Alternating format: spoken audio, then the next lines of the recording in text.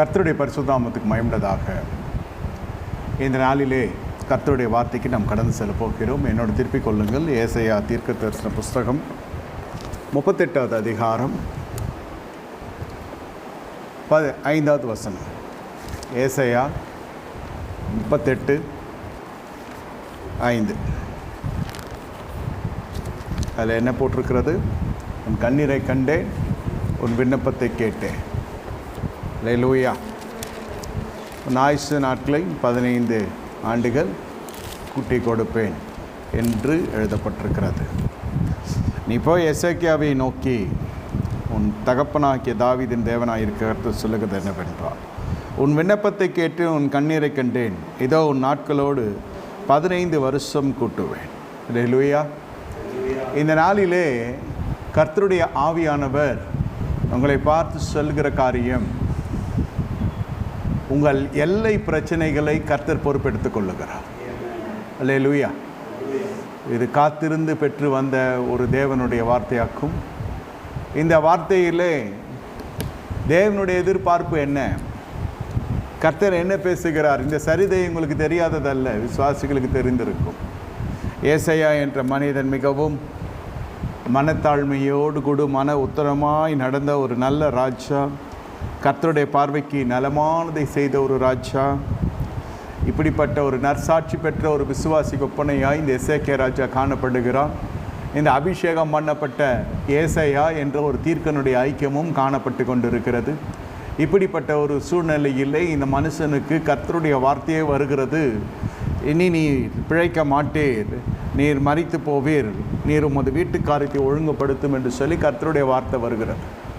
என்னை கேட்டுக்கொண்டிருக்க தேவனுடைய ஜனமே, இந்த நாளிலே கர்த்தர் உங்களை பார்த்து சொல்லுகிற காரியம், தேவன் உனக்காக யாவையும் செய்து முடிக்கப் போகின்றார்.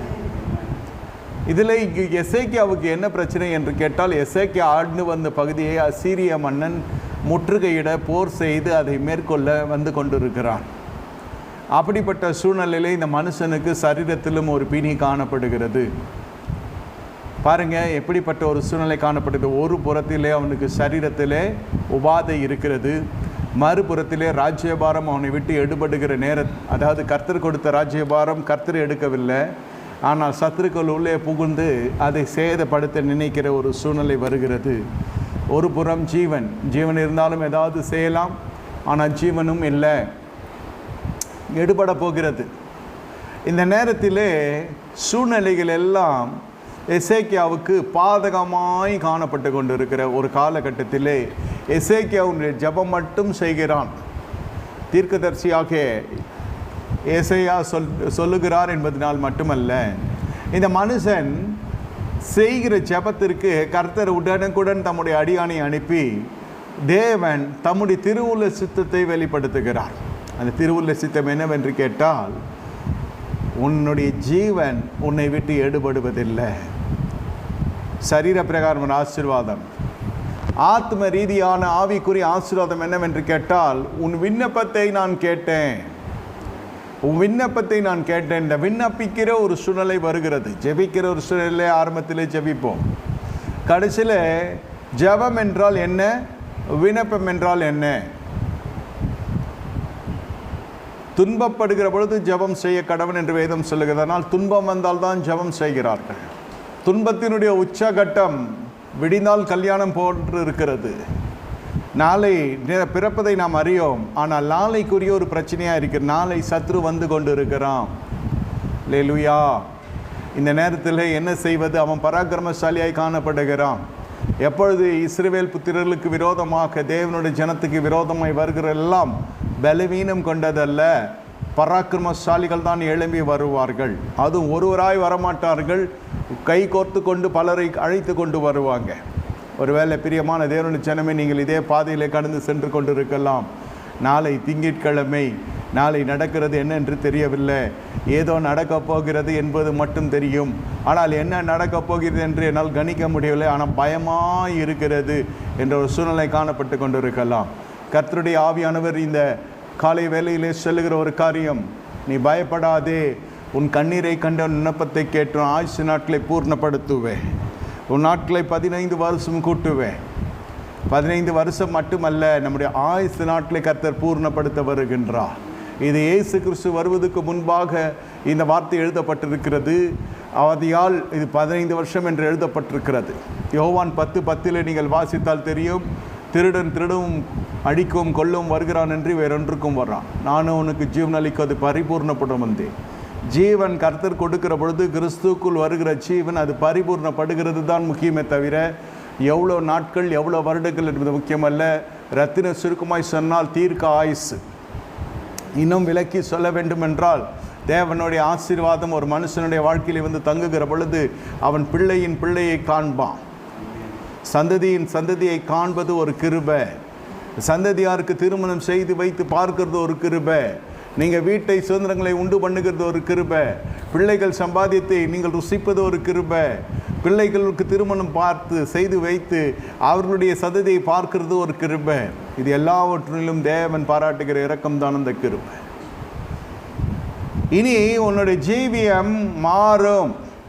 ஜெபிக்கிறவர்கள் மட்டுமல்ல, ஜெபித்து கர்த்தருடைய சத்தத்தை கேட்கிறவர்களாய் நீங்கள் மாறப்போகிறீர்கள்.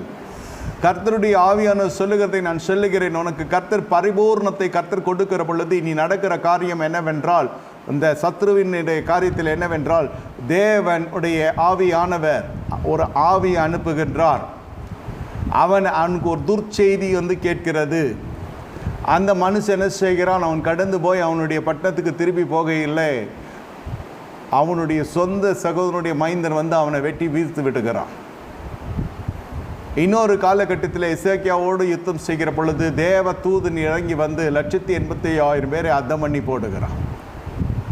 என்னை கேட்டுக்கொண்டிருக்க தேவனுடைய ஜனமே, ஜெயமோ கர்த்தரால் வரும்.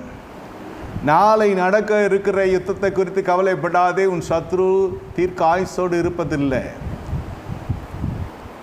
உனக்கு எதிர்த்து நிற்கிற ஜனங்கள் இல்லாமல் போவார்கள், அவர்கள் இல்பொருளாவார்கள், அவர்கள் ஒன்றும் இல்லாமல் போக போகிறார்கள். ஆனால் அது நடப்பதற்கு முன்பாக தேவனுடைய மந்தைக்கு ஒரு பயம். துதி, ஆராதனை, ஸ்தோத்திரம், உபவாசம், தேவ சமூகம் என்று இருக்கிற ஜனங்கள், வேத வாசிப்பு, வேத தியானம் என்று இருக்கிற ஜனங்களுக்கு திடீர் யுத்தம் செய்ய வேண்டும் என்று சொன்னால் அது ஒரு சஞ்சலத்தை உண்டு பண்ணுகிறது. திடீரென்று மருத்துவ யுத்தம் சிலது இருக்கும். சில சமயத்தில் சட்ட ரீதியான யுத்தங்களை நாம் கையாள வேண்டிய காலகட்டத்தில் தள்ளப்படுவோம். சில சமயத்தில் நம்முடைய ஜனங்களுடைய மதிக்கேடு நிமித்தம் நாம் நடுவீதிக்கு வர வேண்டிய சூழ்நிலை வர வேண்டியதாக இருக்கும். சில சமயத்தில் நாம் அறியாமலே சில காரியம் நாமே பிசகாக சிலது செய்து விடுவோம்.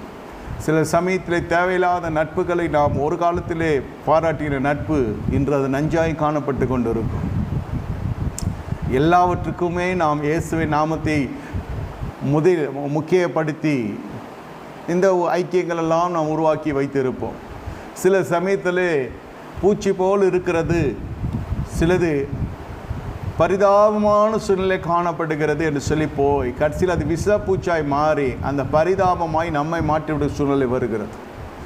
என்னை கேட்டுக்கொண்டிருக்க தேவனுடைய ஜனமே, வாழ்க்கையில் யுத்தம் வருகிற பொழுது நினைத்துக்கொள், உன் தேவ பக்தியை கர்த்தர் நிரூபிக்க போகின்றார். கர்த்தர் மீது எவ்வளவாய் அன்பாய் இருக்கிறார் என்பதை இந்த யுத்தத்திலே நீ காணப்போகின்றார். இந்த மனிதர்களுடைய வாழ்க்கையில் கர்த்தர் யுத்தத்தை கொடுக்கின்றார். அதே யுத்தத்திலே இந்த ஜனங்களுக்கு கர்த்தர் என்ன செய்கின்றார்? ஒரு ஜெயத்தின் கீதத்தை பாடும்படியான தருணத்தை உண்டு பண்ணுகின்றார். உன் வீட்டில் நீ ஜெய கீதம் பாடப் போகிறார். இந்த மனுஷனை குறித்து கர்த்தர் சொல்லுகிறார், நான் உன்னையும் இந்த நகரத்தையும் அசீரிய ராஜாவின் கைக்கு தப்புவித்து இந்த நகரத்துக்கு ஆதரவாக இருப்பேன். உங்கள் எல்லைகளுக்கு விரோதமாக இன்று பலதரப்பட்ட சூழ்நிலைகள் இந்த தீர்க்க தரிசன செய்தியின் மூலம் உங்களோடு கூட கர்த்தர் இடைப்பட்டு கொண்டிருக்கிறார்.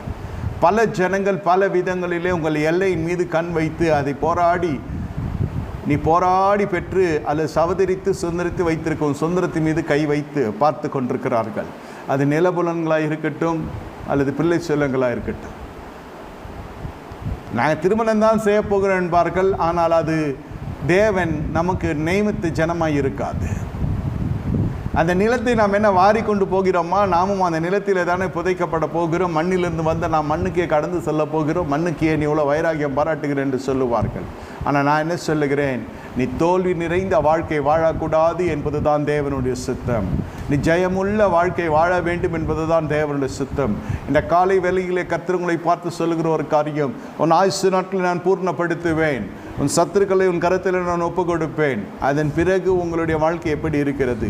முதலில் இந்த எல்லைகளுக்குள்ளே வருவதற்கு முன்பாக சில காரியங்கள் கர்த்தருடைய ஆவியானவர் சொல்லுகிறதை உங்களிடத்திலே நான் சொல்ல விரும்புகின்றேன். கர்த்தருடைய ஆவியானவர் சொல்லுகிறதை நான் சொல்ல விரும்புகின்றேன். அந்த எல்லைகளுக்குள்ளே என்ன பிரச்சனை என்று சொன்னால், இந்த ஆதாம் ஏவாளை நீங்கள் பார்க்கிற பொழுது எல்லைகளிலே காணப்படுகிற பிரச்சனைகள், எல்லைகள், பவுண்டரிஸ். தேவன் முன்குறித்த எல்லையிலே நாம் வாழ்ந்து கொண்டிருக்கிறோம், இல்லை என்று சொல்லவில்லை. ஆனால் அதே சமயத்திலே இந்த எல்லைக்குள் இருக்கிறது ஒரு கிருபை. இந்த எல்லைகளுக்குள்ளே இருக்கிறது ஒரு கிருபை. ஏன் நான் இதை சொல்லுகிறேன் என்று சொன்னால், தேவனுடைய இரக்கத்தை முன்னிட்டு நான் சொல்லுகிறேன். உங்களிடத்திலே ஒரு எல்லையில் கர்த்தர் உங்களை வைத்திருக்கிறார், உங்களுக்கென்ற ஒரு இருப்பிடத்தை கொடுத்திருக்கிறார், உங்களுக்கென்ற ஒரு வீட்டையோ சுதந்திரத்தை கொடுத்திருக்கிறார் என்றால் கர்த்தர் உங்கள் மீது இரக்கமாக இருக்கிறார். கர்த்தர் வீட்டை கட்டாராகில் வீடு கட்டுடைய பிரயாசம் விருதான். சில சமயத்தில் பெற்றுக்கொண்ட ஆசீர்வாதத்திலே அந்த சுதந்திரத்தில் அமர்ந்து கொண்டு சில காரியங்களை, பேசத்தகாத காரியங்களை நாம் பேசுவோம். வீட்டில் என்ன காரியம் பேச வேண்டும்? மோசேயின் காலத்திலே சொல்லப்பட்டிருக்கிறது, பழைய ஏற்பாட்டு காலத்திலே, நீ வீட்டில் அமர்ந்திருக்கிறது உன் பிள்ளைகளிடத்தில் நியாயப்பிரமாண வசனங்களை குறித்து நீ பேசு, உன்னை எப்படி எகிப்திலிருந்து கர்த்தர் கொண்டு வந்தார் என்பதை குறித்து பேசு என்றெல்லாம் வேதம் சொல்லுகிறது. ஆனால் இப்பொழுது எதிர்மறையாய் காணப்பட்டு கொண்டு இருக்கிறது. சொல்லப்படுகிற காரியம் என்ன? நலமான காரியத்தை பிள்ளைகளிடத்தில் பேச வேண்டும், கர்த்தருடைய வசனத்தை குறித்தும் உங்கள் சாட்சியை குறித்து சொல்ல வேண்டும். ஆனால் இப்பொழுது நம்முடைய வாழ்க்கையின் தரம் உயர்த்தப்பட உயர்த்தப்பட உயர்த்தப்பட கீழ் தளத்தில் இருக்கிறவன் மேல் தளத்துக்கு மாடி மீது மாடி கட்டி மேலே போக போக போக நல்ல ஒரு சூழ்நிலையை கர்த்தர் நம்மை அமர செய்கிறார், இளைப்பாறுதலோடு கொடு. அப்பொழுது மனம் என்ன செய்கிறது என்றால், மேட்டிமை அடைந்து ஊழியக்காரர்கள், அபிஷேகம் பண்ணப்பட்டவர்களை குறித்து பேச ஆரம்பிக்கிறது. நல்லா புரிந்து கொள்ளுங்க, நீங்கள் கர்த்தருடைய கோபத்தை சம்பாதிக்கிறீர்கள். இப்படியெல்லாம் பேசுகிற பொழுது வேதம் சொல்லுகிறது, எரேமியா 6வது அதிகாரம் 11வது வசனம் சொல்லுகிறது, ஆகையால் நான் கர்த்தருடைய உக்கிரத்தினால் நிறைந்திருக்கிறேன். இதிலே நீங்கள் வாசித்து பார்த்தால் 12வது வசனம் சொல்லுகிறது, அவர்களுடைய வீடுகளும் அவருடைய காணி பூமிகளும் அவருடைய மனைவிகளோடு ஏகமாய் அந்நியர் வசமாகும், என் கையை இந்த தேசத்தின் குடிகளுக்கு விரோதமாய் நீட்டுவேன் என்று கர்த்தர் சொல்லுகிறார். பிரியமான தேவனுடைய ஜனமே, ஏன் இந்த பிரச்சனை வருகிறது? ஏன் இந்த பிரச்சனை வருகிறது? இவருடைய வாழ்க்கையில் கர்த்தருடைய கோபத்தை சம்பாதித்துக் கொள்ளுகிறார்கள். இந்த ஆதாம் ஏவாளுடைய வாழ்க்கையை நீங்கள் பார்க்கிற பொழுதும் இவர்களுடைய சம்பாஷணத்தான். வீட்டிலேருந்து யார் இடத்துல பேசி கொண்டிருக்கிறீங்க? புருஷனுக்கு தெரியாமல், மனைவிக்கு தெரியாமல், துணைவர்களுக்கு தெரியாமல் பேசி கொண்டிருக்கிற ஒவ்வொரு வார்த்தையும் சர்வத்தோடு நீ பேசி கொண்டிருக்கிறாய். கணவனுக்கு தெரியாமல், மனைவிக்கு தெரியாமல் பேசி கொண்டிருக்கிறீர்களா? உங்களுடைய சம்பாஷணை நல்ல ஒழுக்கத்துக்கு நேரே இல்லை. வேதம் சொல்லுகிறது, எரேமியா 15வது அதிகாரத்தில் 13வது வசனம் சொல்லுகிறது, உன்னுடைய எல்லா பாவங்களின் நிமித்தம் உன்னுடைய எல்லா எல்லைகளிலும் நான் உன் ஆஸ்தியையும் உன் பொக்கிஷங்களையும் கிரயமில்லாமல் சூறையிடுவிப்பேன். பிரியமான தேவனுடைய ஜனமே, உங்கள் சொத்துக்கள் உங்களை விட்டு பறிபோவதற்கான காரணத்தை குறித்து வேதவசனம் சொல்லுகிறது. வேதவசனம் சொல்லுகிறது, ஏன் உன் பாவத்தின் நிமித்தம் உன்னுடைய ஆஸ்தியை கர்த்தர் அழிப்பேன் என்று வேதம் சொல்லுகிறது. பிரியமான தேவனுடைய ஜனமே, வயல் நிலத்தில் என் மலையே, உன் எல்லைகளில் எங்கும் நீ செய்த பாவத்தின் உன் ஆஸ்தியை உன் எல்லா பொக்கிஷங்களையும் உன் மேடைகளையும் கூட சூறையிடுவிப்பேன். அப்படியே நான் உனக்கு கொடுத்த சொந்தத்தை நீதானே விட்டு விட்டாய். நீ அறியாத தேசத்தில் உன் சத்துருக்களுக்கு அடிமையாக்குவேன். என்றைக்கும் எரியத்தக்க என் கோபத்தின் அக்கினி மூட்டி விட்டீர்களே. பிரியமான தேவனுடைய ஜனமே, நம்முடைய பாவங்கள் சில சமயத்தில் ஆதாம் ஏவாளுடைய பாவம் பழம் சாப்பிட்டது மட்டுமல்ல, முதலிலே இந்த பாவங்கள் உள்ளே பிரவேசிக்கும் முன்பு வலு சர்பத்தோடு கூட சம்பாஷித்தது, அதுவும் தேவ வார்த்தை குறித்து பேசினது. நான் உங்கள் வீட்டுக்கு வந்து வேதத்தை சொல்லி கொடுக்கிறேன், நீங்கள் போகிற ஆலயம் சரியில்லை, நான் வந்து உங்களுக்கு வேதாகம பாடத்தை எடுக்கிறேன். வேத வசனத்தை குறித்து யார் பேசுகிறாங்க? தேவ சாயலற்ற இந்த சர்பம் வந்து பேச ஆரம்பிக்கிறது. அது வந்து பேச ஆரம்பித்தது தான் தாமதம். அதனுடைய விளைவை நீங்கள் பார்க்கிற பொழுது நிர்வாணத்துக்குள்ளே நடத்தினது, நிர்வாணத்துக்குள்ளே நடத்துகிறது. அதனுடைய விளைவை நீங்கள் பார்க்கிற பொழுது அவர்களுக்கு ஒரு மறைவான ஒரு வாழ்க்கைக்குள்ளே அவர்கள் போய்விடுகிறாங்க. என்ன மறைவான வாழ்க்கை? மரத்துக்கு பின்பே நிற்கிற ஒரு வாழ்க்கையை போய்விடுகிறாங்க. இதில் எல்லாம் ஒரு பிரசங்கம், ஒரு ஆராதனை நீங்கள் பார்க்கிற பொழுது, ஒரு தேவனுடைய ஆலோசனை என்று சொல்லி, தீர்க்க தரிசன ஆலோசனை சொல்லி வருகிற பொழுது பலர் தேவனுடைய நாமத்தில் எழும்புவார்கள். அந்த நாமத்தினுடைய இயேசுவின் நாமம் என்பதனாலே நாம் நம்பி விடக்கூடாது. அவருடைய கனிகளால் அவர்களை அறிவீர்கள். விசுவாசிகள் உங்கள் சுதந்திரங்களை காத்து கொள்ள வேண்டும்.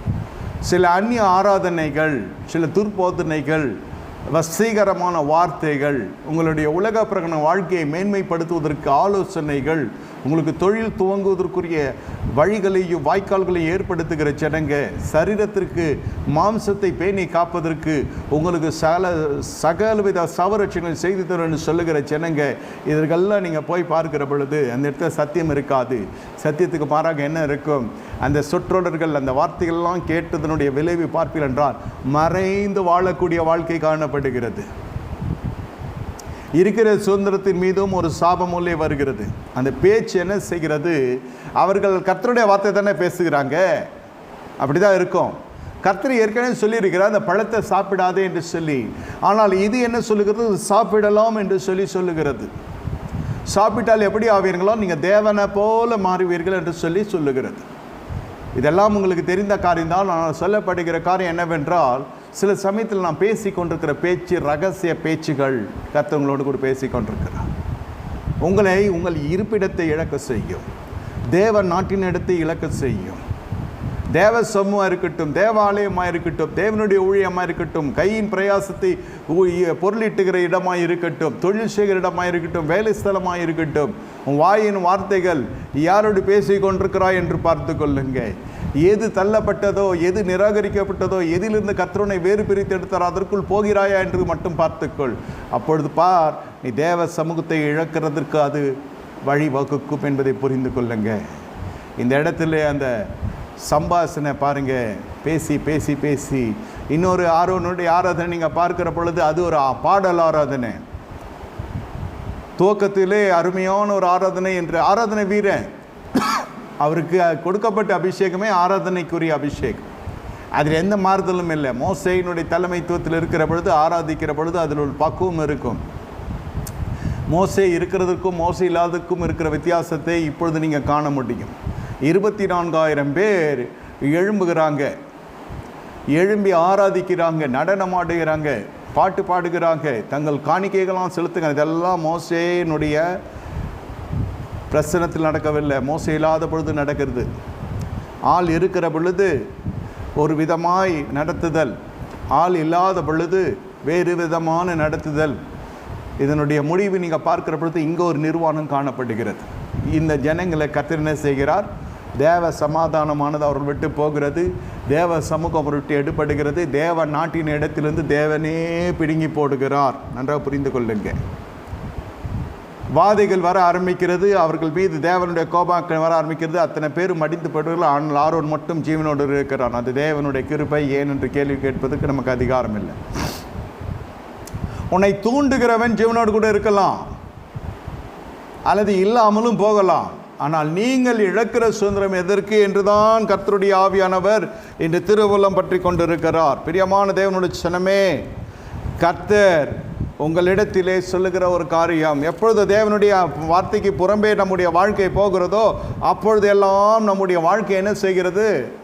நம்முடைய சுதந்திரத்துக்கும் ஒரு கேள்விக்குறியாய் காணப்படுகிறது. இந்த நாளிலே கர்த்தங்களை பார்த்து சொல்லுகிற ஒரு காரியம், ஒருவேளை எந்த விதமான பிசாசின் கருத்திலும் போய் உன்னுடைய பத்திரங்கள் காணப்பட்டு கொண்டிருந்தாலும், எப்படிப்பட்ட ஒரு பொல்லாத ஒரு இடத்திலே அந்த இடம் அது இந்த பத்திரம் காணப்பட்டு கொண்டிருந்தாலும், இந்த கர்த்தருடைய ஆவியானவர் சொல்லுகிற ஒரு காரியம், கர்த்தராகிய ஆண்டவர் சொல்லுகிறது, எரேமியா 30வது அதிகாரம் 18வது வசனத்திலே, இதோ நான் யாக்கோபுடைய கூடாரங்களின் சிறையிருப்பை திருப்பி அவன் வாசஸ்தலங்களுக்கு இரக்கம் செய்வேன். நகரம் தன் மனைமேட்டின் மேல் கட்டப்பட்டு அரமனை போல நிலைப்படும். அவைகளிலிருந்து ஸ்தோத்திரமும் ஆடலின் பாடலும் சத்தமும் புறப்படும். அவர்களை வர்த்திக்க பண்ணுவேன். அவர்கள் குறுகி போவதில்லை. அவர்களை மகிமைப்படுத்துவேன். அவர்கள் சிறுமைப்படுவதில்லை. முன்னாடி என்ன ஆனது? அவர்கள் சிறுமைப்படுத்தப்பட்டார்கள். என கேட்டுக்கொண்டிருக்க தேவனோட ஜனமே, இந்த சிறுமைக்கான காரணம் என்ன? சகரா வாசிக்கிறோம், அவர்களுக்கு மேய்ப்பன் இல்லாதபடியினால் அவர்கள் சிறுமைப்படுத்தப்பட்டார்கள் என்று வேதம் சொல்லுகிறது. தேவன் எழுப்பின மெய்ப்பனை கர்த்தர் எழுப்புகின்றார். எரேமியாவிலே வாசிக்கிறோம் 8வது அதிகாரத்தில், என் இருதயத்துக்கு ஏற்ற மெய்ப்பனை நான் எழும்ப பண்ணுகிறேன். இந்த இடத்துல எழும்ப பண்ணின மெய்ப்பன் என்னவோ மோசே. ஆனால் இந்த ஜனங்கள் தெரிந்து கொள்ளப்பட்ட மெய்ப்பனாக தலைவனாக எடுத்துக்கொண்டதோ ஆராதனை வீரனாகிய ஆரோனை ஏற்றுக்கொள்ளுகிறாங்க. அவர்களே இல்லாமல் போய்விடுகிறாங்க. இந்த சுதந்திரம் முக்கியமல்ல, இப்பொழுது அவர்களே பூமியில் இல்லை. இந்த இடத்தில் தான் நீங்கள் புரிந்து கொள்ள வேண்டும். இயேசு கிறிஸ்து நாட்களிலே கர்த்தர் நம்முடைய பாவங்களை மன்னித்து நமக்கு என்ன செய்கின்றார்? நமக்கு ஜீவனை பரிபூர்ணப்படுத்தி கொடுக்கின்றார். ஒவ்வொரு பாவங்களும் நம்மை மரணத்துக்கு நேரே வழி நடத்தி கொண்டிருக்கிறது. பாவத்தின் சம்பளம் மரணம். பிரியமான தேவனுடைய ஜனமே, இந்த இடத்துல கர்த்தர் சொல்லுகிற காரியம், உங்கள் இருதயம் கலங்காது இருப்பதாக. கர்த்தருடைய ஆவியானவர் உங்களுக்கு அந்த பாவ மன்னிப்பு நிச்சயத்தை கொடுக்கிற பொழுது உங்களுக்கு வாழ்க்கையிலே ஒரு திருப்தியை கர்த்தர் தருகின்றார். என்ன திருப்தி? ஆண்டவர் என்றென்றைக்கு நம்மை கைவிட மாட்டார். அந்த பாவத்தின் சம்பளம் மரணம் என்று நாட்கள் போய் இப்பொழுது பாவ மன்னிப்பு நிச்சயம் வருகிறபடியினால் நமக்கு ஒரு பரிபூர்ணம் வந்து வாழ்க்கையிலே வருகிறது. ஒரு பரிபூர்ணமுடைய வாழ்க்கையில் வருகிறது. முதல்ல பேசி தேவ சமூகத்தை இழந்தார்கள். எல்லைகள், அது ஒரு எல்லை. வனாந்தரத்தில் இருந்தாலும் உங்களுக்கு வாடகை வீடு இருக்கிறதோ சொந்த வீடு இருக்கிறதோ அது இரண்டாவது உலக பிரகாரமான காரியம். ஆனால் உங்களுக்கென்று ஒரு ஆலயம் இருக்கிறது, உங்களுக்கென்று ஒரு தேவ சமூகம் இருக்கிறது, உங்களுக்கென்று கர்த்தருடைய சமூகத்தில் உங்களுக்கென்று கர்த்தருடைய இடத்தை வைத்திருக்கிறார். இதற்கும் பொருளாதாரத்துக்கும் சம்பந்தம் இல்லை. இந்த சமூகத்தில் இருந்து தான் உங்களுக்கு பொருளாதாரம் துவங்க ஆரம்பிக்கும். அல்லேலூயா. இந்த சமூகம், தேவ சமூகத்தில் நீங்கள் நடந்து கொள்ளுகிற உண்மையை பொறுத்து தான் கர்த்தர் என்ன செய்கிறார்? உங்களை கர்த்தர் உயர்த்த ஆரம்பிக்கின்றார். தாழ்த்தப்பட்ட நாம் உயர்த்த ஆரம்பிக்கின்றோம். வேதம் சொல்லுகிறது, நீங்கள் உங்களுடைய அயலானுடைய மனைவியை வைத்து கொண்டிருக்கிறபடியினால் நீங்கள் பூமியை சுந்தரிக்க கூடுமோ என்று வேதம் சொல்லுகிறது. வேசித்தனம் சில சமயத்தை எல்லைகளை விட செய்து விடும். எல்லைகளை இந்த எசேக்கியா ஜெபித்து பெற்று கொண்டுக்கிறான். அதாவது நன்றாக ஜெபித்து உபவாசித்து நீங்கள் தேவனுடைய சபைக்கு உண்மையை மொத்தமாய் போக்கும் வருத்தமாய் இருந்தாலே இந்த எல்லைகளுக்கு நேரே பிசாசு வருகிறான். தான் இஷ்டப்படி ஜெபிக்கிற ஜனங்களுக்கு யார் வர மாட்டார்கள்? யோசித்து பாருங்க. சர்வசாதாரணம் நடக்கிற காரியம். எல்லைகள் எதினால் நம்ம வசத்தை விட்டு போகிறது. இந்த எசேக்கியா என்ன செய்கின்றான்? இப்பொழுது எல்லைகளை பெற்றுக்கொள்ளுகிறான். ஜெபித்து உபவாசித்து கண்ணீர் வடித்து இந்த எல்லைகளை பெற்றுக்கொள்கிறான். தேவன் உங்கள் வாழ்க்கையில் குறுக்கிட்டு உங்களை ஆசீர்வதிக்கிற பொழுது உங்களுக்கு ஜீவனை கொடுக்கிற தேவன் ஜீவன் மட்டும் கொடுக்கறதில்ல. கர்த்தர் என்ன செய்கிறார்? அந்த ஜீவன் பரிபூர்ணப்படும்படி செய்கின்றார். அந்த பரிபூர்ணம் எதனால் வருகிறது? ஜீவன் எப்பொழுது பரிபூர்ணப்படுகிறதுன்னு சொன்னால் உன் கையின் பிரயாசம் ஆசீர்வதிக்கப்படுகிறது. எசேக்கியாவுக்கோ கனம் இருந்தது, எசேக்கியாவுக்கோ ஐஸ்வர்யம் இருந்தது. தேவன் ஒரு மனுஷனிடத்தில் குறுக்கெடுக்கிற பொழுது வாழ்க்கையிலே உள்ளே பிரவேசிக்கிற பொழுது முதல்ல பாவ மன்னிப்பு நிச்சயம் வருகிறது, இல்லைன்னு சொல்லலை. அடுத்ததாக அவனுக்கு வருகிறது என்னவென்று கேட்டால் அவனுடைய வாழ்க்கையில் கர்த்தர் என்ன செய்கிறார்? அவன் கையின் பிரயாசம் ஆசீர்வதிக்கப்படுகிறது. கர்த்தருக்கு பயப்படுற மனுஷன் விதமாய் ஆசீர்வதிக்கப்படுவான். அவனுக்குள் தேவ பயம் வருகிறது, தேவ கிருபை வருகிறது. அவன் ஜெபிக்க ஆரம்பிக்கிறான். தேவ சமூகத்தை கர்த்தர் கொடுக்கிறார். ரட்சிக்கப்பட்டவரை அனுதினமும் கர்த்தர் ஆலயத்திலே சேர்க்கிறார். அப்புறம் அந்த ஆலயத்தில் கொடுக்கப்படுகிற வார்த்தைகள் ஆலயத்தின் நன்மைகளை சுதந்திரிக்க செய்கிறது. ஒரு ஐக்கியத்தை கர்த்தர் உண்டு பண்ணுகின்றார். எல்லாவற்றையும் நீங்கள் செய்து செய்து செய்து கர்த்தருடைய ஆவியானவர் சொல்லுகின்றார், நீங்கள் நல்ல விருத்தி அடைகிறீர்கள். நல்ல விதத்தில் நீங்கள் விருத்தி அடைகிறீர்கள். அப்படி என்ன நடக்கிறது? உங்களுடைய வாழ்க்கையிலே பொருளாதாரம் பெருக ஆரம்பிக்கிறது. பொருளாதாரம் பெருக பெருக பெருக பெருக என்ன நடக்கிறது என்றால் உங்களுடைய வாழ்க்கையிலே ஜனங்கள் வர ஆரம்பிக்கிறாங்க. இந்த எசேக்கியா என்ன செய்கிறான்? போய் அரபு ராஜாக்களை கொண்டு வந்து வீட்டில் ஏற்றுக்கிறான். உங்களுடைய வாழ்க்கையில் சுதந்திரத்துக்குள்ளே யாரை சேர்க்கணும் யாரை சேர்க்கக்கூடாது என்று தெரிய வேண்டும். உங்கள் எல்லைகளை கர்த்தர் பாதுகாக்கிறது. The Lord is protecting a boundary, but you should understand whom to entertain, whom not to entertain. யாரை நீங்கள் அனுமதிக்க வேண்டும், யாரை நீங்கள் அனுமதிக்க கூடாது. அரபு ராஜாக்களை உள்ளே கொண்டு வருகிறான். எசேக்கியா அந்த இடத்தில் இருக்கிற எல்லா பொக்கிஷங்களையும் காட்டி கொடுக்கிறான். எல்லா பொக்கிஷங்களையும் காட்டி கொடுத்த உடனே என்ன நடக்கிறது என்றால், ஒரு காலகட்டம் வருகிறது. மறுநாள் ஏசாயா தீர்க்கதரிசி வருகிறான். நேற்று இந்த நேரத்தில் யார் வந்தது என்று கேட்கிறான். அரபு ராஜாக்கள் வந்தார்கள். எல்லாவற்றையும் காட்டி கொடுத்தாயோ, எல்லாவற்றையும் காண்பித்து கொடுத்தான். அதான் அந்த வீட்டை வந்து பார்க்குறான். உங்கள் வீட்டில் ஃபர்னிச்சர் நல்லா இருக்குது, உங்கள் வீட்டில் ஆர்கிடெக்ட் நல்லா இருக்குது, உங்கள் வீட்டில் ஸ்டேர்ஸ் நல்லா இருக்குது, உங்கள் வீட்டில் நல்லா இல்லாதது எதுவுமே இல்லை. எல்லாவற்றையும் பார்க்குறோம். எல்லாவற்றையும் பார்த்து அதில் என்னையா இருக்குது, வந்து பார்த்துட்டு போனால் என்ன இருக்கிறது, அதில் தான் இருக்கிறது ரகசியம். வந்து பார்த்து விட்டு போனால் என்ன இருக்கிறது, வீட்டில் எல்லாவரையும் உள்ளே உபசரிக்கிறீர்களா, அது நல்லது தான். ஆனால் வசனம் என்ன சொல்லுகிறது என்றால், இந்த இடத்துல எசேக்கியா எல்லாவற்றையும் காட்டி கொடுத்தான், காண்பித்தான். கர்த்தருடைய ஆவியான சொல்லுகின்றார், தீர்க்கதரிசி ஆக்கிய இந்த ஏசாயாவின் மூலமாய் நாள் வருகிறது, எல்லாவற்றையும் அவன் வாரிக்கொண்டு போகிற நாள் வருகிறது. முதல்ல பார்த்து விட்டான், தகப்பன் நாட்களை வந்து பார்க்குறான். அதன் பிறகு மகனுடைய நாட்கள், தகப்பன் நாட்கள் முடித்தது, மகனுடைய நாட்களை வந்து மகனை சிறைப்படுத்தி கொண்டு போய் விட்டுகிறான். சில ஜனங்கள் உங்கள் வீட்டில் வந்து பார்க்குற பொழுது உங்கள் வீட்டை மட்டும் பார்க்க மாட்டான், உங்கள் பிள்ளைகளே பார்ப்பான். உங்கள் பிள்ளைகளை நாளை ஒரு காலத்தில் சிறைப்பட்டு போவதற்கு நீங்களே வழி திறந்து வாசல் திறந்து விடுகிறவர்களாக இங்கே காணப்படுவீர்கள். உங்களுடைய சுதந்திரம், உங்களுடைய வீடுகள், உங்களுடைய சொத்துக்கள் உங்களை விட்டு எடுபடுகிறதுடைய ரகசியத்தை கத்தந்த காலை வேளையில் சொல்லிக் கொண்டிருக்கிறார்.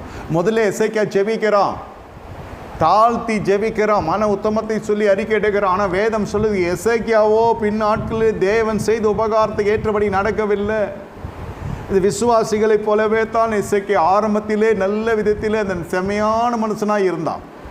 எசேக்கியா தேவனிடத்தில் வைத்த நம்பிக்கைக்கு அவனுக்கு சரி சமமான எந்த ராஜாவும் இல்லை. He was an outstanding, a believer who trusted the Lord as none among the kings. That was his testimony in the Lord. That was beginning. That was his former love to the Lord. அதுதான் அவனுடைய ஆதி அன்பாய் கர்த்தருக்குள்ளே இருக்கிறது. கடைசியில் பணம் வருகிறது, வெற்றி வருகிறது. இப்பொழுது எல்லா அடைமானத்தில் இருக்கிற பொருட்கள்லாம் திரும்ப வருகிறது. உன் பத்திரங்கள் பத்திரமாக வீடு திரும்புகிறது. அப்பொழுது வீட்டுக்குள்ளே என்ன செய்கிறீங்க, ஒரு சோத்திர கூட்டத்தை வைக்கிறீங்க. வீட்டுக்குள்ளே என்ன செய்கிறீங்க, எல்லாரையும் அழைக்கிறீங்க. அப்போ வருகிற ஜனங்கள் எல்லாரும் பார்க்குறாங்க, எனக்கு வாலிப பிள்ளைகள் இருக்கிறது, வாலிப பெண்கள் இருக்கிறது, இவர்களோடு கூட நாம் உறவு கொண்டால் என்ன நடக்கும், அந்த சொத்துக்கு நமக்கு நமக்கு அது உடைமையாய் மாறுவதற்கு வாய்ப்பு உண்டு. ஒரு விதமான சிறையிருப்பு. நல்லா புரிந்து கொள்ளுங்க. உங்கள் பிள்ளைகள் நட்புகளோடு கூட வருகிற பொழுது, when you come into the lives of your children, உங்கள் பிள்ளைகள் யாரிடத்தில் நட்பு கொள்ளுகிறாங்க அதை பாருங்க. அந்த பிள்ளைகளுடைய நட்பு என்ன செய்யும் என்று கேட்டால், பிள்ளைகளை வீட்டை விட்டே கொண்டு போய்விடும். சுதந்திரத்தை விட்டு, இது பிள்ளைகள் கர்த்தருடைய சுதந்திரம், இது அடுத்த சுதந்திரம். நிலப்புலன் மீது மட்டும் நம்முடைய கரிசனையாக இருக்கக்கூடாது. நம்முடைய பிள்ளைகளுக்கு என்ன சேர்த்து வைக்கிறீங்கன்னா, நல்ல ஐக்கியத்தை சேர்த்து வைக்க வேண்டும். You should earn a very good fellowship first, spiritual fellowship. இந்த இளையகுமாரனுடைய வாழ்க்கையில் நீங்கள் பார்க்கிற பொழுது லூக்கா 17 அதிகாரத்தில் ஆஸ்திகளிலே பெரும் பங்கை பிள்ளைக்கு கொடுத்து அனுப்பி விடுகிறான். அவன் நண்பரிடத்தில் போய் அவன் என்ன செய்கிறான், எல்லாவற்றையும் உதாரித்தனமாக வேசிகளிடத்தில் செலவு பண்ணிவிட்டு வந்து விடுகிறான். வேசித்தனமானது சுதந்திரத்தை இழக்க செய்து விட்டோம். நீங்கள் சொல்லலாம், ஐயா சாலமோன் இல்லையா, ஐயா 1000 மறுமனையாட்டிகளை கொண்ட அரசன் அல்லவா, அவனிடத்தில் இல்லாதது ஒன்றுமே இல்லை, எது எல்லாமே இருந்தது அவனிடத்தில் இருக்க வேண்டியது அடுத்த சந்ததியின் என்று வருகிற பொழுது எல்லாம் சுக்குநூறாய் உடைந்து போனது. 12 கோத்திரங்களாக பிரிந்தது. அவன் அந்த மனிதனோடு முடிகிறது. இன்று நாம் எல்லாம் உழைக்கிறது, பாடுபடுகிறது, பிள்ளைகளுக்கு கல்வி கொடுக்கறதெல்லாம் எதற்கு, அடுத்த அந்த பிள்ளைகள் நம்மை காட்டிலும் உயர்ந்து காணப்பட வேண்டும். ஊழியமாக இருக்கட்டும், அது உலக பிரகாரம் வேலையாக இருக்கட்டும், ஒரு கல்வியை கொடுக்கிறோம். கல்வி இருக்கிற மனுஷன் அங்கீகாரம் பெறுகிறான். அனுபவம் இருக்கிற மனுஷன் அதுக்கேற்ற ரொம்ப நாள் ஆகும் அவன் முன்னுக்கு வரத்துக்கு. கல்வி இருக்கிறவனுக்கு உடனே வாய்ப்புகள் கதவுகள் திறக்கப்படுகிறது. அதுக்கு தான் கல்வி கொடுக்குறோம். இது எல்லாம் கொடுத்து விட்டு இவனுக்கு ஒரு சரியான தலைமைத்துவத்தை ஏற்படுத்தாமல் தகப்பன் போய்விட்டால், நல்ல ஒரு ஆவிக்குரிய தலைமைத்துவத்தை ஏற்படுத்தாமல் போய்விட்டால் என்ன நடக்கும் என்றால், இப்படித்தான் அரபி ராஜாக்கள் வந்து வாரி கொண்டு போனதை போல இந்த பிள்ளைகள் அந்த சொத்தை இழந்து விடுவார்கள். ஒன்று, அந்த ஆவிக்குரிய தலைமைத்துவம் என்ன செய்யும் என்றால், கொடுக்கப்படுகிற பலிபீடத்தில் புறப்படுகிற வசனமானது போய் ஜனங்களை சந்திக்கும். அந்த ஜனங்களை சந்திக்கிற பொழுது என்ன நடக்கும் என்றால், அவர்கள் பரிசுத்தம் அடைவார்கள். அந்த சத்தியம் அவர்களை விடுதலை தரும். உங்களுக்கு இல்லாத பரிசுத்தம் உன் பிள்ளைகளுக்கு வரும். At what age you come to God to know the Lord? நீங்கள் எந்த வயசில் கர்த்தருடைய சத்தியத்தை அறிந்தீர்கள்? எந்த வயதில் ஞானஸ்தானம் எடுக்கிறீர்கள்? ஆனால் உங்கள் பிள்ளைகள் இளம் வயதிலே கர்த்தர் தேடுவதற்கு நீங்கள் ஒரு வழியை உண்டாக்குகிறீர்கள். That's the strain what you take to come all over from different destinations to this destination. அதான் நீங்கள் எடுக்கிற பிரயாசம். பல இடங்களிலிருந்து நீங்கள் புறப்பட்டு இங்கே வருகிறதுக்கான காரணம், நீங்கள் பிள்ளைக்கு நல்ல பங்கை தெரிந்து கொள்ளுகிறீர்கள், நல்ல பங்கை நீங்கள் ஒப்புவிக்கிறீர்கள். அதிலே அந்த பிள்ளையாண்டான் அந்த பிள்ளைகள் வளர்ந்து வர வர வர விருத்தி அடைந்து ஐசுனாகி மகா பெண்ணாம். நீங்கள் கொடுக்குற படிப்பு அவனுக்கு நல்ல வேலை கொடுக்கும். நீங்கள் கொடுக்குற திருமணம் அவனுக்கு ஒரு நல்ல பிள்ளை செல்வத்தை கொடுக்கும்.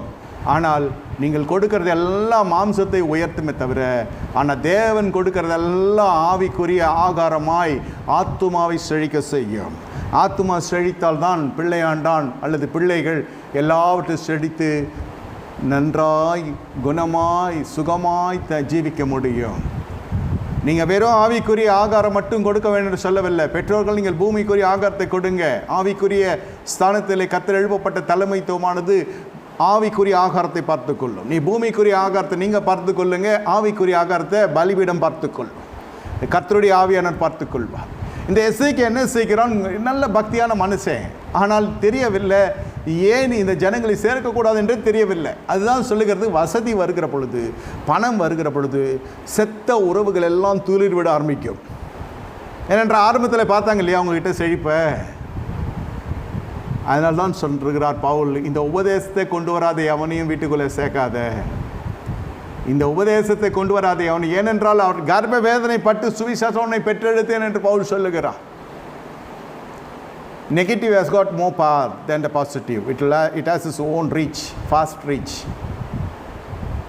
Negative has got more power means it cannot overtake the positive, but it can destroy as much as it could as soon as possible. எவ்வளோ சீக்கிரமாய் போய் தீய காரியங்களை செய்ய முடியுமோ அவ்வளோ தீய காரியம் செய்து விட்டோம். அதுதான் அதற்குரிய வல்லமை. பொல்லாங்கனுக்கு நீங்கள் எதிர்த்து நில்லுங்க, பிசாசுக்கு எதிர்த்துங்கள், அப்பொழுது மட்டும் ஓடி போவான். தெரியவில்லை, இவெல்லாம் தெரியவில்லையா? இங்கே பத்திரங்களெல்லாம் எங்கே? கருத்தில் இல்லை. இங்கே எஸ்ராவில் சொல்லுகிறான், ஐயா எங்களுடைய பத்திரங்களெல்லாம் எங்ககிட்ட இல்லை. அந்த காலத்திலே அவர் சொல்லுகிறாங்க, எங்கள் தண்ணீரை நாங்கள் பணத்துக்கு வாங்கி குடிக்கிறோம். இப்போ நம்ம என்ன செய்கிறோம்? வாட்டர் கேன் வாங்கி குடிக்கிறோம். வேதம் சொல்லுகிறது, ஏன்னா நாங்கள் பாவம் செய்து விட்டோம் ஐயா. எங்களுடைய சொத்துக்கள், எங்கள் சுதந்திரங்கள், எங்கள் தோட்டங்கள், எங்களுடைய பெண்கள் முதல் கொண்டு, எங்கள் வாலிபர்கள் முதல் கொண்டு அந்நியர் வசமாக போய்விட்டாங்க. they fell in love and they get into mixed marriage. சும்மா நடக்காது இதெல்லாம். வெளியில் பார்த்தா this culture, this is a current stage and we are in a different world, we are in the modernization. எல்லாம் உண்மை தான். ஆனால் நீ சிறைப்பட்டு போய் கொண்டிருக்கிறாய். எங்கள் கலாச்சாரம் என்ற பெயரில் சிறைப்பட்டு போய் கொண்டிருக்கிறீங்க. சரி, தண்ணீர் நீங்கள் காசு கொடுத்து வாங்கி குடிக்கலாலும் உங்களோட பிள்ளைகள் உங்கள் பந்திய சுற்றில் இருக்கிறதான்னு பார்த்தா ஒரு பிள்ளை வாட்ஸ்அப்பில் நோண்டின்னு இருக்கும். எவ்வளோ நாங்கள் எவ்வளோ நீங்களும் பார்க்கலாம். எல்லாம் தாண்டி தான் அந்த வயசு வந்திருக்கிறோம். ஆனால் இதெல்லாம் எப்படி கட்டுப்படுத்துகிறது என்று கேட்டால், தேவ சமூகத்தில் நீ வருகிற பொழுது தான். தேவ சமூகத்தில் நீங்கள் the more you pay attention to the God's presence, and God will always repay you. God will pay his attention on your family. You pay attention to his presence and he will pay attention on your family. வேற யாரும் காட்டி காக்க முடியாது. யோபனுடைய ஆசீர்வாதங்கள் எல்லாம் வெளியடித்து பாதுகாக்கப்பட்டது. காரணம் என்ன? அவனுக்குள்ள ஒரு நீதி காணப்பட்டது.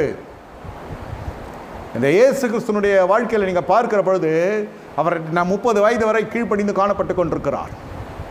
சச்சனுடைய வீட்டில் தாய்க்கு தகப்பனுக்கு அடங்கி ஒடுங்கி இருக்கிறார். அது அவருடைய பிள்ளை சைல்ட்ஹுட் டேஸ், பிள்ளை அதாவது வளர்ந்து வருகிற பகுதி. 30 வயது ஆகிறது, தேவனுடைய வேலை வருகிறது. யோவான் ஸ்நானத்தில் வந்து ஞானஸ்நானம் எடுக்க வருகிறார். யோவான் ஸ்நானம் சொல்லுகிறார், ஐயா நீரல்லவா எங்களுக்கு ஞானஸ்நானம் கொடுக்க வேண்டும். அது வெளிப்பாடு. அபிஷேகம் பண்ணப்பட்ட மனுஷன் யோவான் ஸ்நானகன் அவ்வளோன்னு சொல்லுகிறார். நல்லா புரிந்து கொள்ளுங்க. இது பூமிக்குரிய சுதந்திரத்தை குறித்து சொல்லுகிறேன். இப்போ ஆவிக்குரிய சுதந்திரத்துக்குள்ளே வருகிறதை குறித்தும் நீங்கள் புரிந்து கொள்ள வேண்டும். All this time I was talking about the inheritance of the seculum. Land, building, flat, பங்களா, ஃபார்ம் ஹவுஸு எல்லாம் அசையா சொத்து, இல்லை அசையும் சொத்து. இப்போது eternal inheritance, from the most high places. Now you are going to discuss and meditate upon the eternal high place. How to inherit the inheritance of the eternal high place, most high place. உன்னதங்களில் இருக்கிற ஆவிக்குரிய ஆசீர்வாதம் எப்படி சுதந்திரிக்கிறது?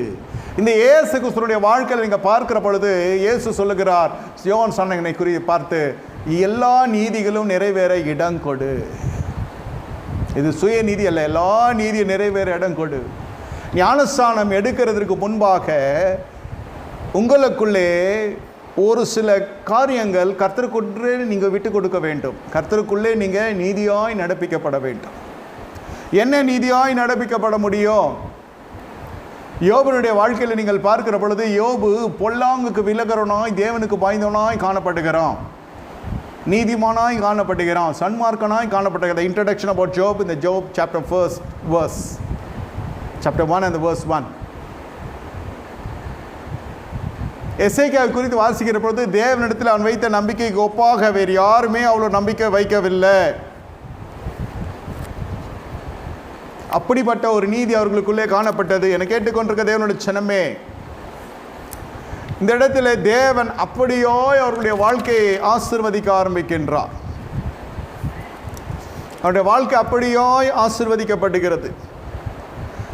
ஆபிரகாமுடைய வாழ்க்கை நீங்கள் பார்க்கிற பொழுது ஆதியாகமம் புஸ்தகம் 15வது அதிகாரம் 6வது வசனம், கலாத்தியர் 3:6, யாக்கோபு 2:3 சொல்லுகிறது, கர்த்தரை விசுவாசித்தான், அதை அவர் நீதியாய் எண்ணுகிறார். ஆபிரகாமுடைய வாழ்க்கையில் அப்படி ஒரு நீதி காணப்படுகிறது. சுதந்திரங்களை குறித்து நல்லா யோசித்து பாருங்க. யோசேப்பினுடைய வாழ்க்கையில் சேஷ்ட புத்திரபாகம் வந்து சேர்க்க. சேஷ்ட புத்திரபாகம் என்றால் என்ன? தகப்பனுடைய ஆஸ்திகளிலே கூடுதல் ஒரு பங்கு. இதுவும் ஒரு ஆஸ்தி தான். ஆனால் யோசேப்போ முதல் பிள்ளை அல்ல, முதல் பிள்ளை ரூபன். ஆதியாகம புஸ்தகம் 39வது அதிகாரத்தில் 35வது அதிகாரத்தில் 21-22 வசனத்திலே ஏதேர் என்ற இடத்திலே அந்த கோபுரத்தின் அருகிலே அவன் வீடு கட்டி வாழ்ந்து கொண்டிருந்த பொழுது பில்லாலோடு, அதாவது யாக்கோபுடைய முதல் மகன், மூத்த மகன் ரூபன், யாக்கோபுடைய மறுமனையாட்டியோடு போய் உறவு கொள்ளுகிறான். சரீர உறவு, உடல் உறவு கொள்ளுகிறான், வேசித்தனம் பண்ணுகிறான். முதல் கனி கர்த்தருடையது. இந்த வேசித்தனம் என்ன செய்யும் என்றால் சுதந்திரத்தை இழக்க செய்யும்.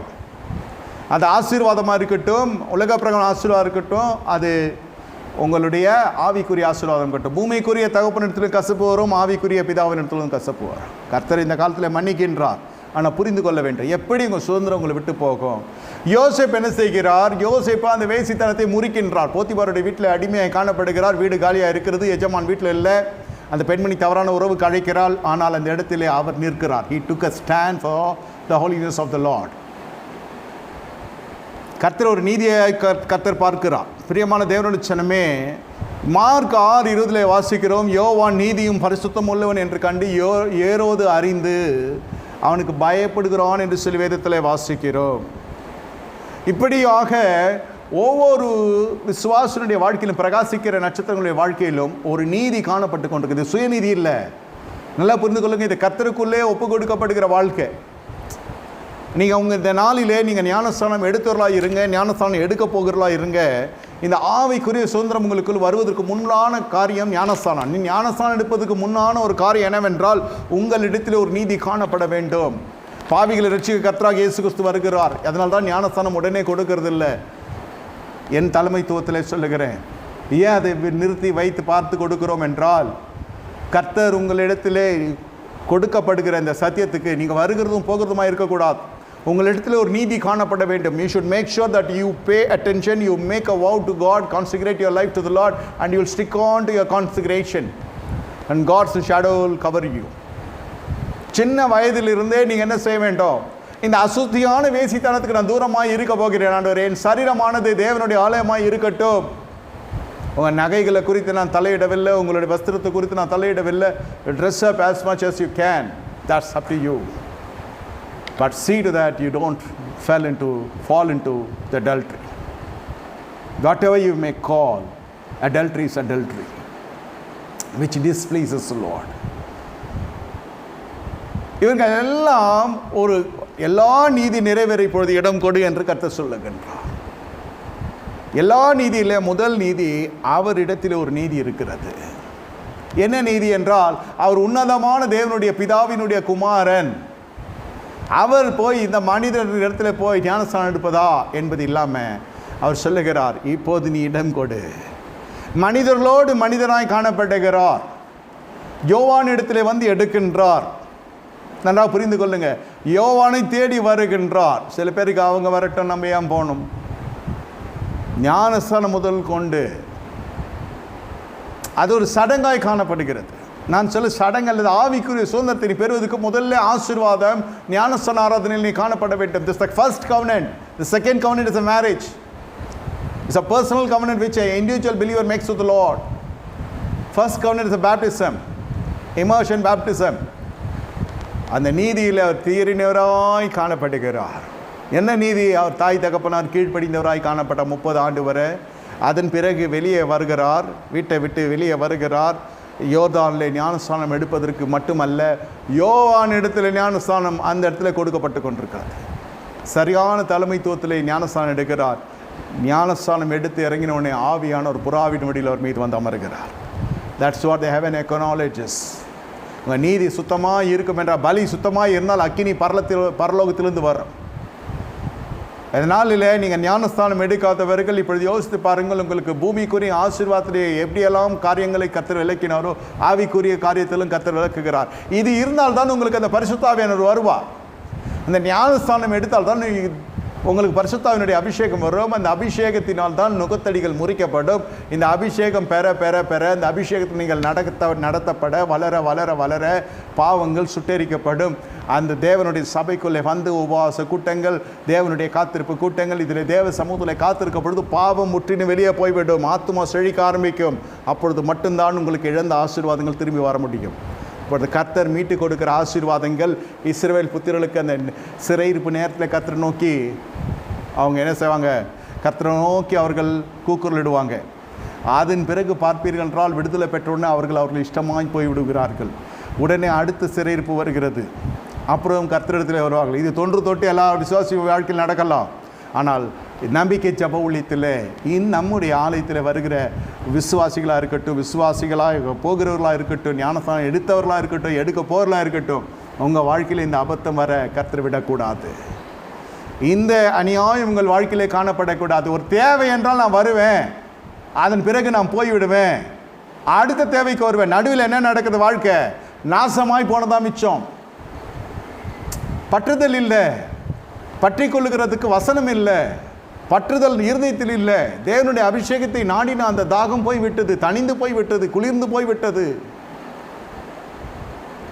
யாரும் உங்கள் பின்னால் வருகிறது இல்லை. நீங்கள் தேவனை தேடி வர வேண்டும். ஒரு முறை வரலாம், 2 முறை வரலாம், வந்து கொண்டே கூட இருக்கலாம். ஆனால் நீங்களும் வந்து கொண்டே இருக்க வேண்டும்.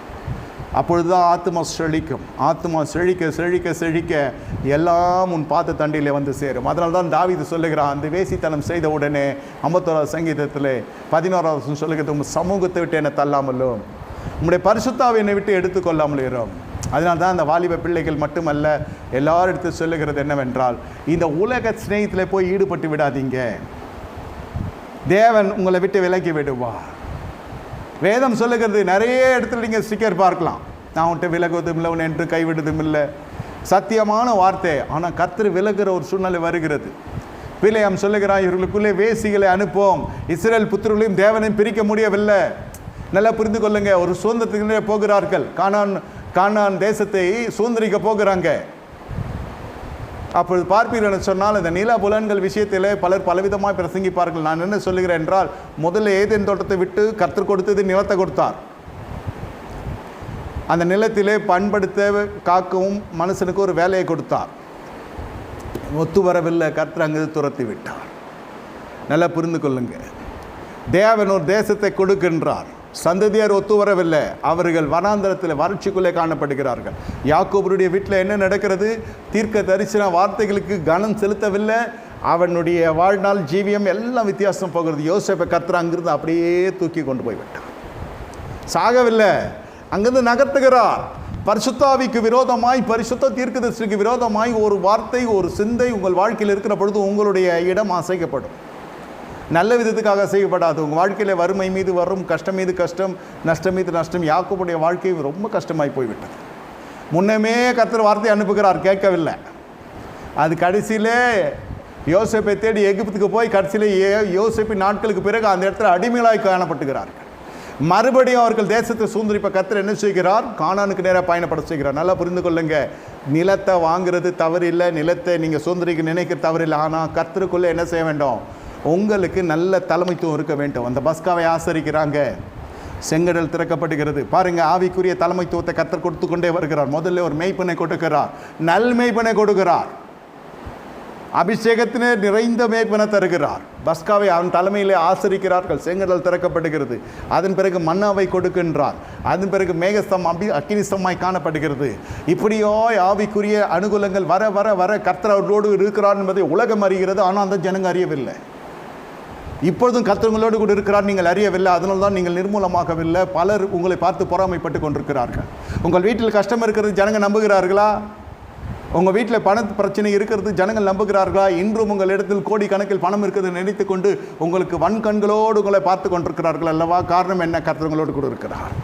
உங்களுக்கு தெரிகிறதோ இல்லையோ, சத்துருக்களுக்கு தெரியும், பிசாசு ஜனங்களுக்கு தெரியும், உன்னோடு கர்த்தர் இருக்கிறார்.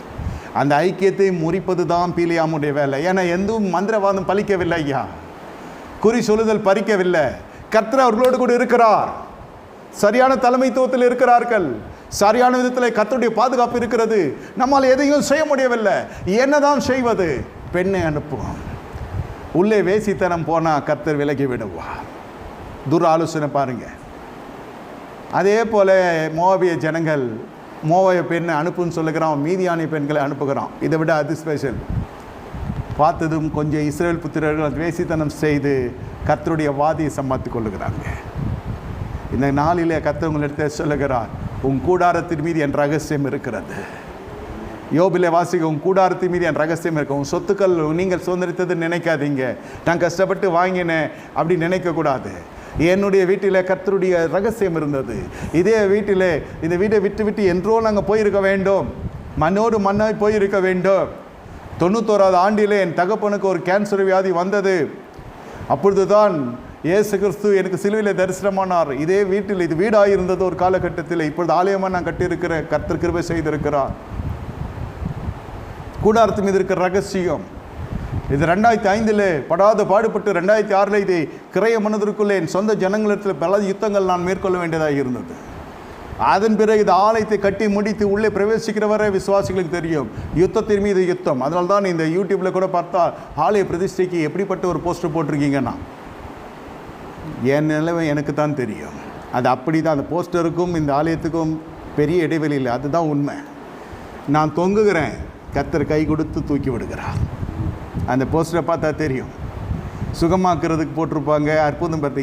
இது மகா பெரிய அற்புதம், பூமி எங்கும் நடந்திராத அற்புதம். இது பிசாசின் வாயில் போயிருக்க வேண்டியது. நான் சொல்கிறது நல்ல நீதியான வாழ்க்கை வாழ்ந்த பிறகும் சொல்லுகிறேன். எவ்வளோ போராட்டம் இருக்கிறது. கூடாரத்து மீது ஒரு ரகசியம் இருக்கிறது. உங்கள் கூடாரத்து மீது ஒரு ரகசியம் இருக்கிறது. அது நீயும் உன் பிள்ளைகளும் செழித்து இருக்கும்படி கர்த்தர் கொடுத்த கட்டிடம். அது பிசாசு என்று எடுக்க நினைத்து கொண்டிருக்கிறான் என்றால் இது ஆவிக்குரிய ரீதியில் அதை நீ சுதந்திரத்தை கற்றுக்கொள்ள வேண்டும். இல்லாவிட்டால் வேதத்தை தூக்கி கொண்டு சுத்துகிறது.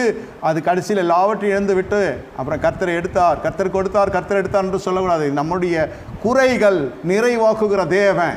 நம் செய்ததெல்லாம் தவறாக இருக்கட்டும், கர்த்தர் நம்மை மன்னிக்க வல்லமை கொண்டவராக இருக்கிறார். மன்னிக்கிற தேவன் நம்மை மீட்டெடுக்கிற வல்லமை கொண்டவராக இருக்கிறார். நீ இழந்ததை கர்த்தர் திரும்ப தர வல்லவராக இருக்கிறார். என்னை கேட்டுக்கொண்டிருக்க தேவனுடைய சனமே, இன்று பார்ப்பீர் என்றால் எத்தனை குடும்பங்களுக்கு இந்த கட்டணம் என்ற ஆசீர்வாதமாக இருக்கிறது. தேவனுடைய வீடாக நீங்கள் வருகிறீங்க. இது என்னுடைய வீடு இல்லை, பிதாவினுடைய வீடாக மாறிவிட்டது. கர்த்தர் இந்த நாளிலே உங்களிடத்தில் சொல்லுகிற ஒரு காரியம், எப்பொழுது இந்த மனுஷன் பரிசுத்தாவிக்கு விரோதமாய், பிள்ளைதான் அது பிள்ளையாக அவன் நேசிக்கிறான், ஆனால் அவன் தேவனுடைய தீர்க்கனை ஏற்றுக்கொள்ள முடியவில்லை. அன்றிலிருந்து யாக்கோபுடைய வாழ்க்கை வறட்சி மீது வறட்சி, வறட்சியின் மீது வறட்சி, தோல்வியின் மீது தோல்வி, துரோகத்தின் மீது துரோகம் சந்திக்க ஆரம்பித்து கடைசியில் பஞ்சகாலமாய் வந்து பஞ்சகாலத்திலே கையேந்தி வேறு இடத்துக்கு போக வேண்டிய சூழ்நிலை வருது. வயோதிக காலத்தில் வேதம் சொல்லுகிறது, முதிர் வயதிலும் கனி தந்து புஷ்டிலோலாக இருப்பாங்க. இங்கே எங்கே புஷ்டியாக இருக்கிறது? சாப்பிட்றதுக்கு சாப்பாடு இல்லை. எந்த வயசில்? வாலிப வயசில் கஷ்டப்படலாம். வயோதிக வயசில் எப்படி இருக்கணும்? கனி தந்து புஷ்டிலோலாக இருக்க வேண்டும். அந்த சத்தியம் உனக்கு வந்து சேர வேண்டும். அந்த விடுதலை தரக்கூடிய சத்தியம் உனக்கு வந்து சேர வேண்டும். சதா காலமும் கஷ்டம், என் தகப்பன் பற்ற கஷ்டம் என்ன வாழ்க்கையில் வருகிறது. இதே வயதில் என் தகப்பன் கஷ்டப்பட்டார், இதே வயதில் நான் கஷ்டப்படுகிறோம். பரம்பரை சாபம், முற்பிதான சாபம் தொடர்ந்து கொண்டிருக்கிறது. இதை சீக்கிரத்தில் நீ பரிசுத்தாவின் மூலம் முறித்துக்கொள். பரிசுத்த தேவனுடைய பரிசுத்த சமூகத்தில் வந்து பரிசுத்த வார்த்தைகளுக்கு கீழ்ப்படிந்து இந்த சாபத்திலிருந்து வெளியே வந்து சுதந்திரவாளியாய் மாறு என்று கர்த்தர் அழைக்கின்றார். இந்த அபிஷேகம் அவர்களுக்குள்ள இருக்க இருக்க இருக்க ஏதுவும் மாந்திரிகவாதம் செய்ய முடியவில்லை. இந்த தேவனுடைய பாதுகாப்பு அப்படியாய் அவர்களை காத்து கொண்டிருக்கிறது. ஆனால் வேசித்தனம் உள்ளே வருகிற பொழுது அவர்களும் இழந்து போய்விட்டுக்கிறாங்க. அந்த சுதந்திரங்கள் நல்லா புரிந்து கொள்ளுங்க. அந்த வேசித்தனத்தினால் சுதந்திரங்கள் இழந்து போய்விடுவீர்கள். இந்த ஞானஸ்நானம் எடுத்து சிலருடைய வாழ்க்கையில் ஏன் என்று போராட்டம் காணப்பட்டு கொண்டிருக்கிறது. நல்ல உத்தம வாழ்க்கை இல்லை, ஒரே தலைமைத்துவம் இல்லை, உத்தமம் இல்லை, கற்றுக்கொள்கிற சத்தியத்தில் நிலைத்து இருக்கிறது இல்லை. இது கடினமான உபதேசம், யார் இதுக்கு செவி கொடுப்பார்கள் சொல்லுகிறாங்க. இந்த இடத்துல பாருங்கள், 2 தீமோத்தி 4வது அதிகாரம் 3வது வசனம் சொல்லுகிறது, தங்கள் இருதயத்துக்கு ஏற்றபடி போதகரை மெய்ப்பொருளை கர்த்தர் எழுப்புகிறார். ஆனால் இவர்கள் என்ன செய்கிறாங்க? ஆரோக்கியமான உபதேசங்களை கேட்க மனதில்லாதவர்களாய் செவித்திறன் உண்டாக்கி அவர்கள் தங்கள் இச்சைகளை நிறைவேற்றக்கூடிய போதகளை தெரிந்து கொள்கிறார்கள் என்று வேதம் சொல்லுகிறது. இப்படி இருந்தால் வாழ்க்கையில் சுதந்திரம் இருக்காது. கடைசி வரைக்கும் வாடகை வீட்டில் தான் இருக்கணும். வாடகை வீட்டில் இருக்கிறது கேவலமாக சொல்லவில்லை, ஆனால் வாழ்க்கையில் முன்னேற்றம் வர வேண்டும். சரி, அப்படியே இருந்தாலும் பரவாயில்லை. சொந்த ஸ்தலத்தில் இருந்து விட்டு நீ இறங்க வேண்டுமா? நீ இன்னும் 4 விஷயத்தை சுதந்திரவாளியாக இருக்க வேண்டுமா? உன் எல்லைகள் விரிவடைய வேண்டுமா? This a growth. This is a growth in the spiritual life. I'm not on meaning about, I don't mean about the secular assets or liabilities. உலக சொத்துக்காக நான் சொல்லவில்லை. ஆனால் உங்களுக்கு பூமியின் மீது ஒரு அதிகாரத்தை கர்த்தர் தந்திருக்கிறார். நீ புதிய சிட்டியாக காணப்பட்டிருக்கிறாய். உனக்கு சுதந்திரம் வேண்டும், உனக்கு எல்லைகள் விரிவடைய வேண்டும். வெள்ளியும் பொண்ணும் அவருடையது, அவர் உங்கள் குறைகளெல்லாம் நிறைவாக்குகிறார். ஐஸ்வர்யம் கனமும் கர்த்தருடைய சமூகத்தில் இருக்கிறது.